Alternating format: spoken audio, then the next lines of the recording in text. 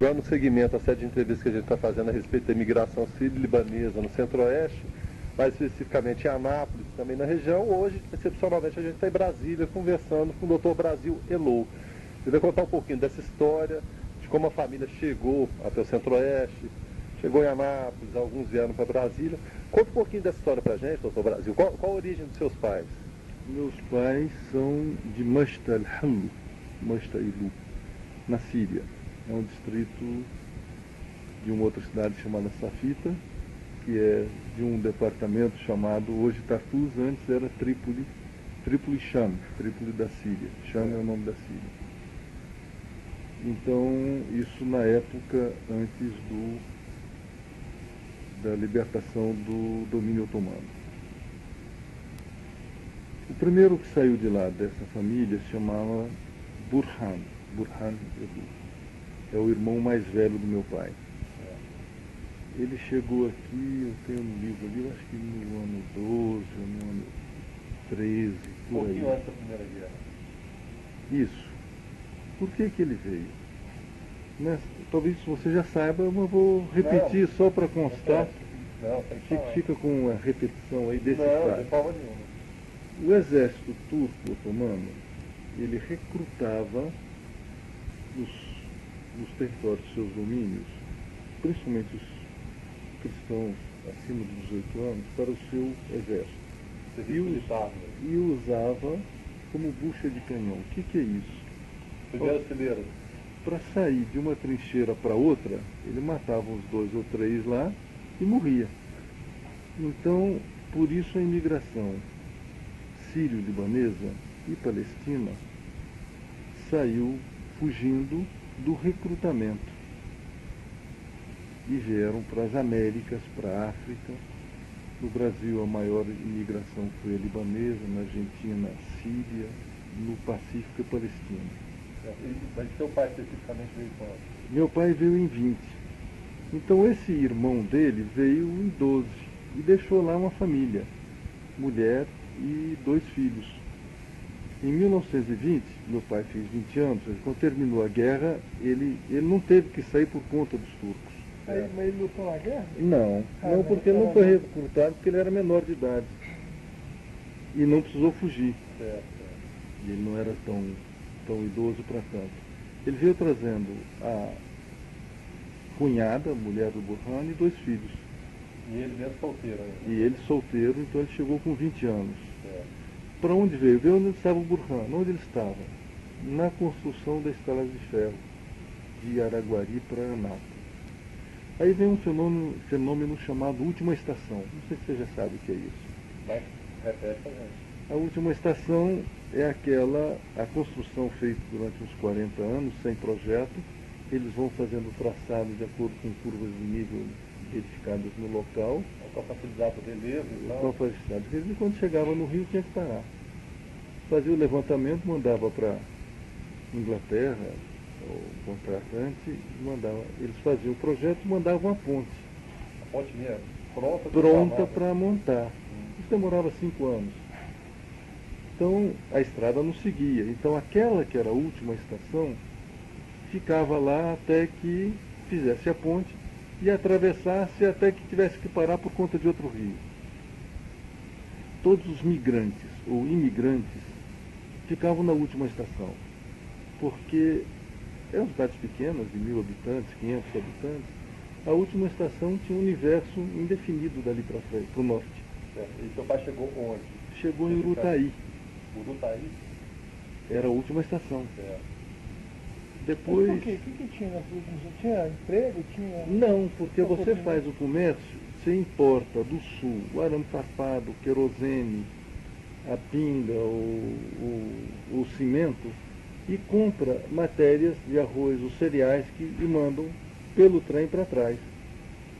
Para fazer o comércio. Para fazer o comércio. Então, você tem um imenso universo da última estação para frente que você vai vender e comprar, deslocando-se de tropas de animais. A primeira atividade foi mascatear, então, na verdade ou não? Comércio Comércio estabelecido. Era um comércio. Ele trabalhava para os irmãos Cecílio E eles tinham, quando ele se estabeleceu em Urutaí, tinha uma outra estação chamada Roncador. Roncador é uma estação que só existiu durante a construção. O dono das terras não fez o loteamento, não vendeu. Terminada a ponte, todo mundo saiu e fechou a cidade. Acabou. Do meu pai de Urutaí, ele foi para Pires do Rio e de lá para Nápoles.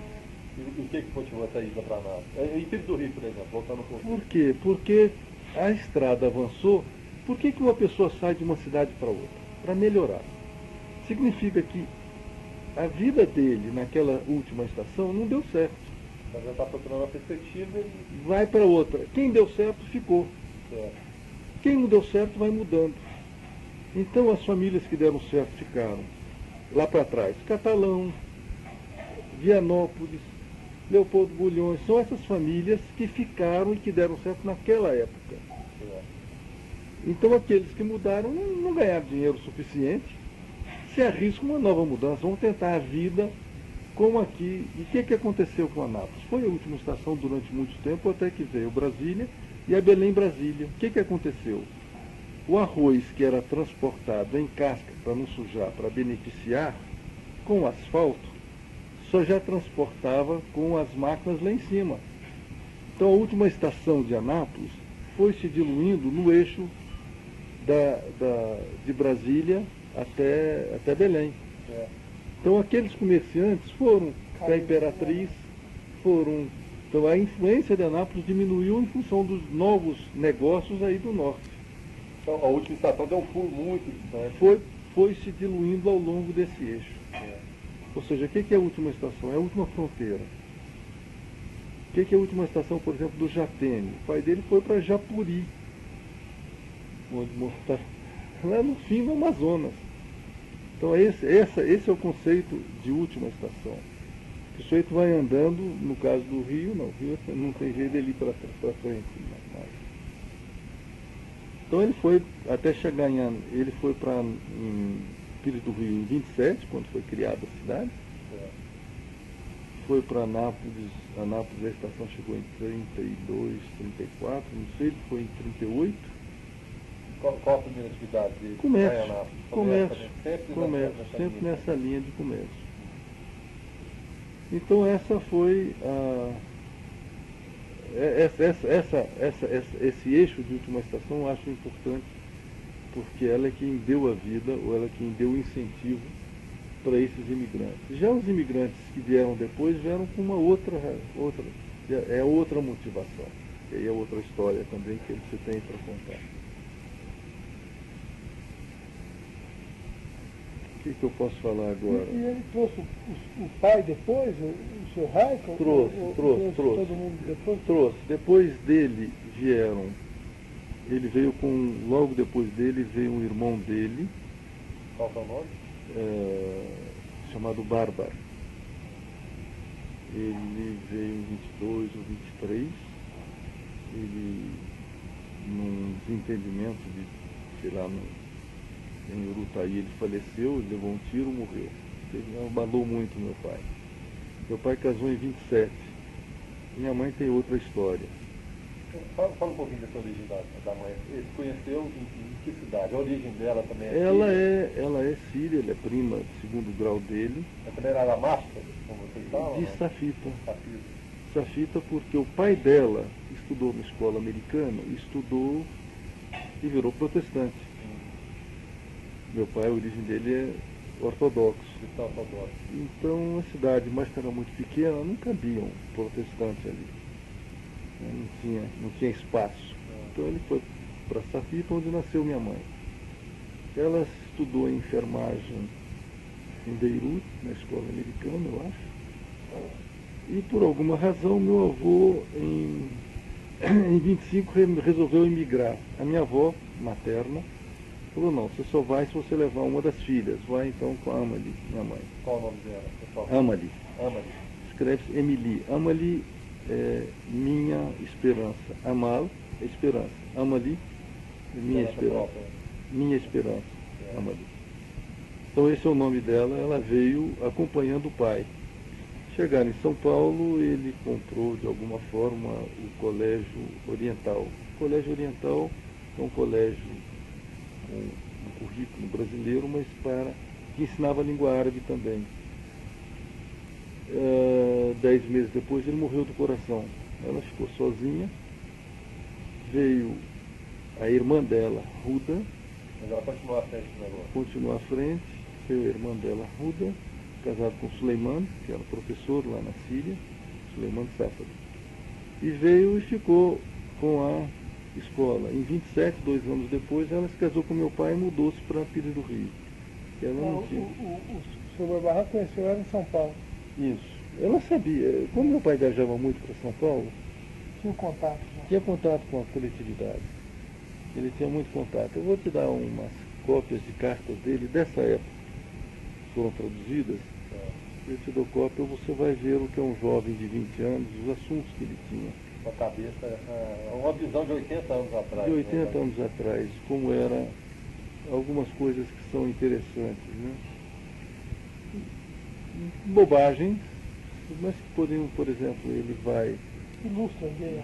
de Urutaí para Roncador, vai levar de presente de Natal 3 ou 4 figos para o irmão dele.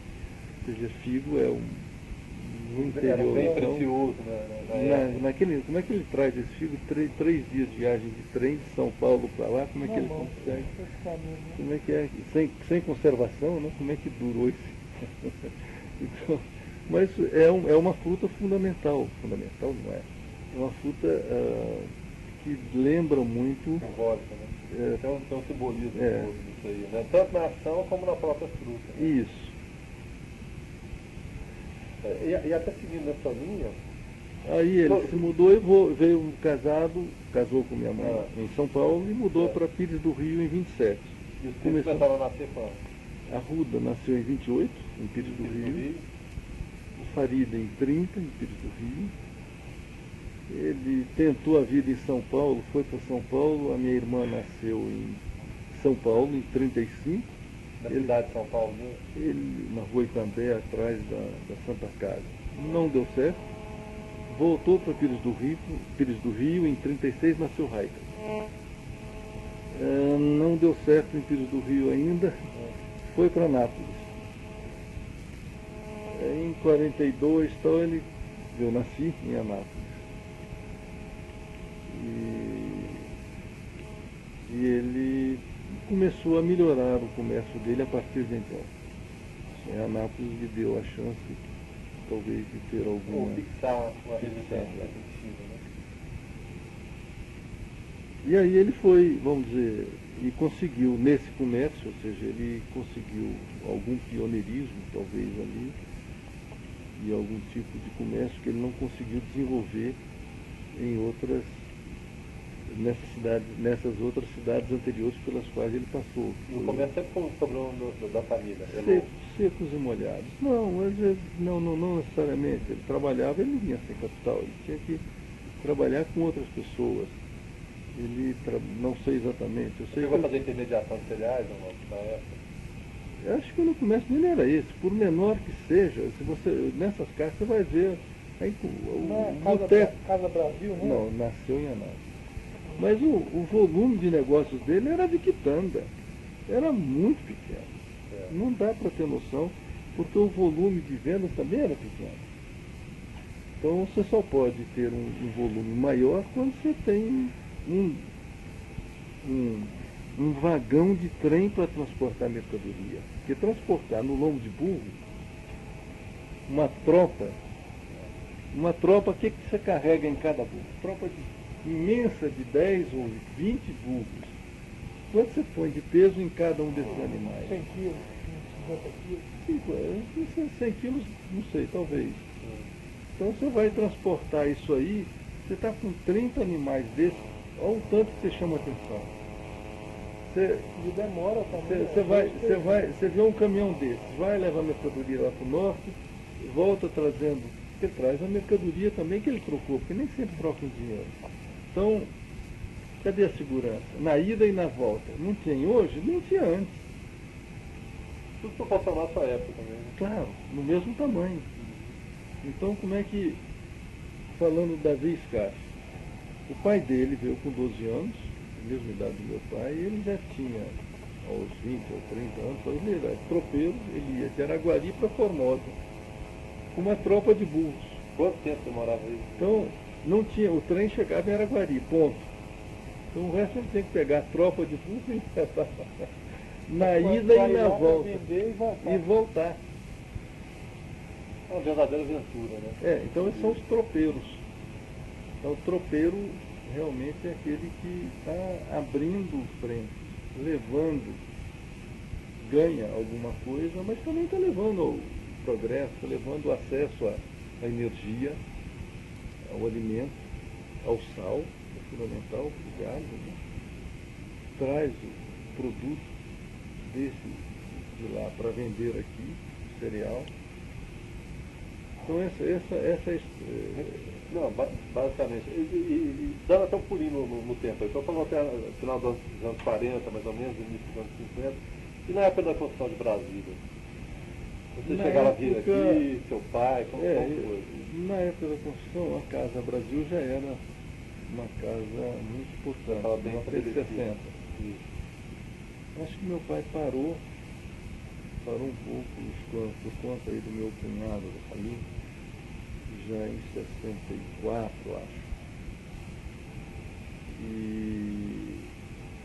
Então ele ficou mais voltado para ele, pessoalmente, em Goiânia.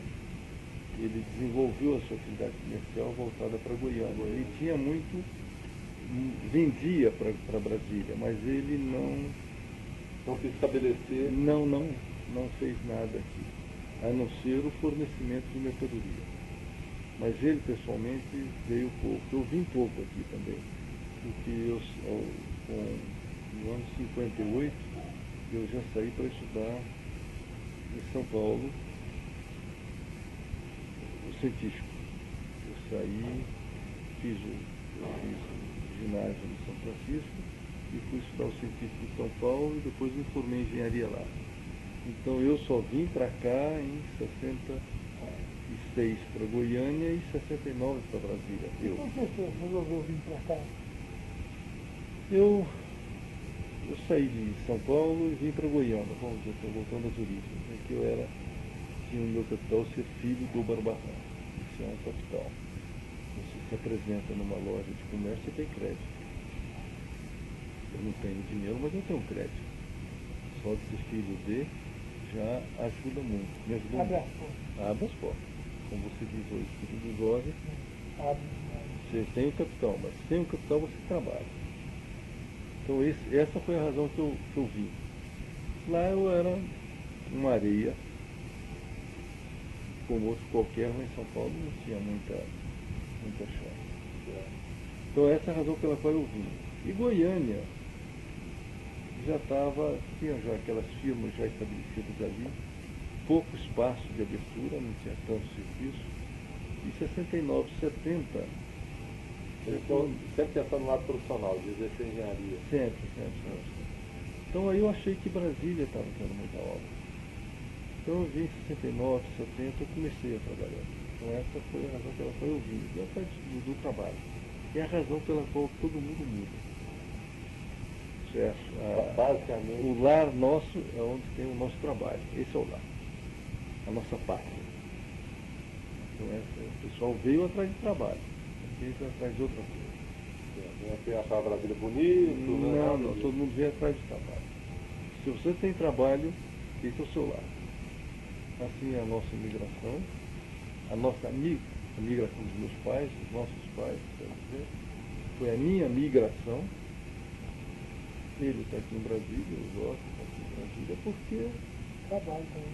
ele está aqui no trabalho. É que ele tem um trabalho que ele não tem em Anápolis. Por mais que ele faça lá, não tem um mercado que abasteça o tanto que ele pode oferecer. Não tem, o volume de não mercado tem a demanda que que ele aqui ele tem. Ele vem trabalhar aqui. Então é aqui o lar dele. Mas ele tem os vínculos familiares lá. Tem jeito de sair de lá também. Então ele fica meio tempo na estrada. Voltando até um pouquinho, ou para ilustrar um pouquinho, então você lembra de alguma história engraçada ou peculiar dessa época, seja com seu pai, com o senhor, sempre tem histórias engraçadas no meio dos sírios-libaneses, né? Eu conversei hoje mais cedo com o Dr. Jorge Salomão, ele me contou umas 10 histórias lá, que eu fiquei rolando de rir com as histórias dele. Você lembra de algum fato assim? Não, acho que não, eu teria que pegar. Pitoresco.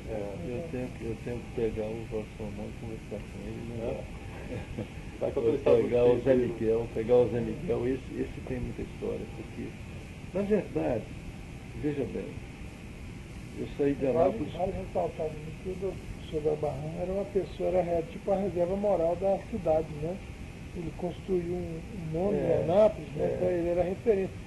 E ele também tem um trabalho muito bom, percebe que ele abraçou todos esses imigrantes, ajudou todos eles, né? Todos. Todo mundo que chegava lá, era referência, né? ele era uma Ele tinha referência, uma referência de solidariedade muito grande. sendo conhecido ou não, né? Eu saí com 11 anos de casa, fui para o internato São Francisco. Depois, com 15, fui para São Paulo. Então, na verdade, eu sou o que menos conheço meu pai. Mas como que era, do pouco que o senhor conhece, como era essa relação? Uma criança, da idade, você está falando dentro da família árabe, Olha, em relação à sua mãe, ele, seu pai. ele proporcionava o que podia, o que não podia, ele proporcionava para nós. Ele não media esforços. Tudo que ele ganhava, ele pensava primeiro nos seus filhos, na sua família e no próximo. Não saía ninguém de casa que ele não pudesse dar uma lata de marmelada.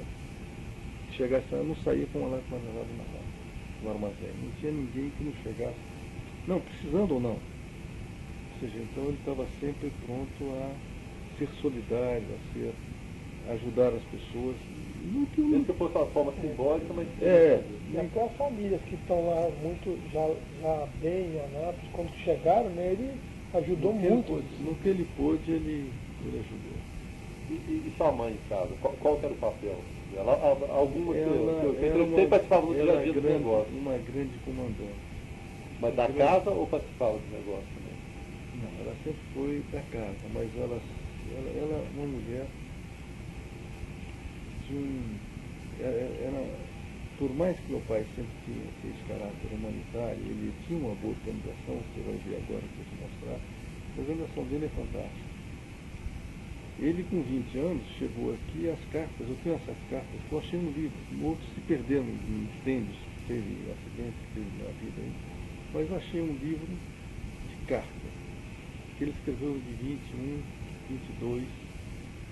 Como é que ele fazia essa carta?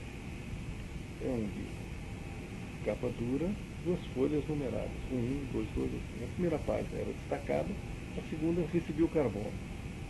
Então toda a carta que ele mandava, ele tinha cópia. Você não tinha fax, você não tinha xerox. Não, e ter uma cabeça dessa, como a gente falou, 80 anos com 20 anos de idade. Ele teve formação, assim? Ele veio com um ginásio feito, ele fez aqui um curso de contador no Brasil, então ele não parou de estudar, ele tinha leitura, ele tinha uma boa formação intelectual, ele lia bastante. E ele, então ele era muito bem organizado. Minha mãe era mais, o que eu posso dizer? Dá uma história da minha mãe. Ela, o fundo, a nossa casa era rodeada pelo armazém. Tinha um armazém na frente e tinha um depósito no fundo.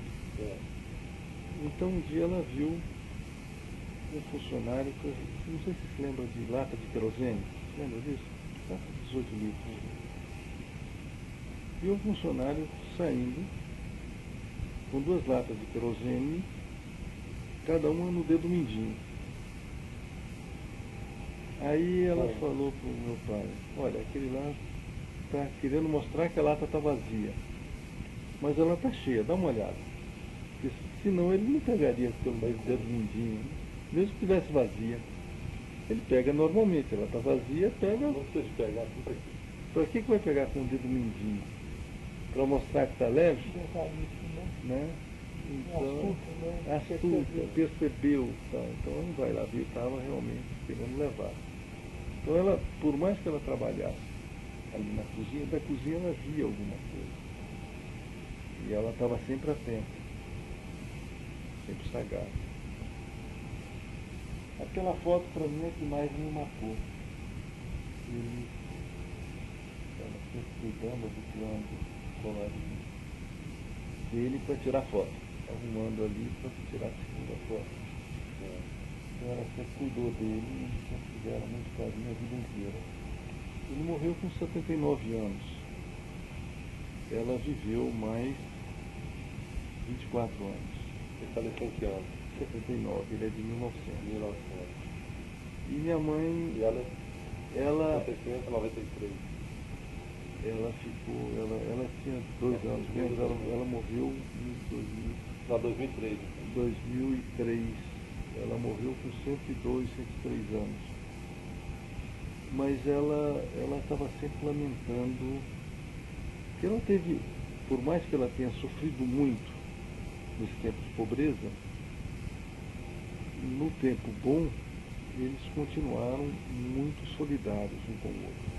E se dando muito bem. Eu sempre tive cultivei isso um dia. Se eu puder, eu quero ter uma companheira com quem eu me entenda na velhice. Porque na juventude é muito fácil a gente se entender. Moleza. Na juventude qualquer um se entende. Não se entende, larga, fácil, está tranquilo. Mas na velhice, Com as limitações todas. que todos têm, é esse o verdadeiro casamento. Então esse é a minha meta, quero ter. E tenho. Estou aí com a minha expectativa é que eu tenha um envelheça com uma boa companheira que um sustente o outro no caminho, nesse exemplo aí deles. Então ela, quando ele se foi, ela sofreu muito, ela se lamentava muito, por mais que ela tivesse o apoio dos filhos, principalmente da Ruda, que ficou lá do lado dela, ela sempre, acho que ela descansou quando ela ficou, vamos dizer, perdeu um pouco em árabe harfan, caducou. Quando ela começou a caducar, eu acho que o organismo estava dizendo, olha, descansa, não sofre mais não. Então nós filhos reagimos, não mãe, isso não aconteceu tal data, não, esse negócio, esse fulano não existe mais, a gente tentava corrigir. A gente não entendia que essas eram fugas do organismo. A mente dela já estava impondo essa esclerose. Essa é uma esclerose de descanso.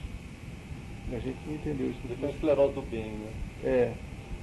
Então aí eu acho que ela viveu mais uns 10 anos, eu acho. 10 ou 15 anos, talvez.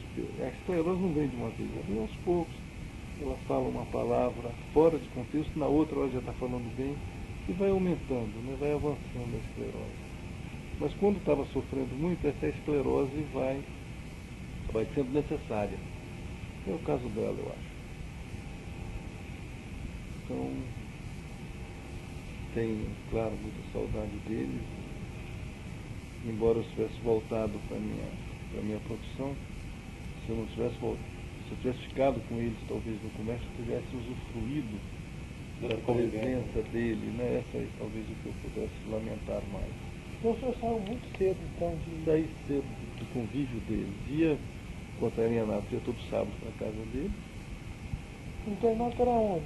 São Francisco mesmo, lá no Colégio São Francisco. Dava interno, a semana inteira lá dentro.